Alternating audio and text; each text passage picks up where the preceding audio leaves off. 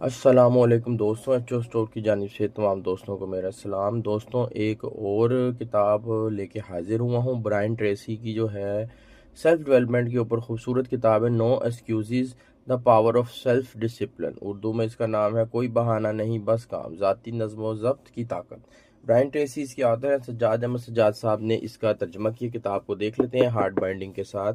बेहतरीन पेजेस की क्वालिटी, इसके सफ़ेद साफ़ सुथरे पेजेस हैं, बेहतरीन पेजेस हैं। तकरीबन 240 के लगभग इसके अंदर खूबसूरत पेजेस हैं। दोस्तों, इसकी जो प्राइस है वो है जी 900 रुपया।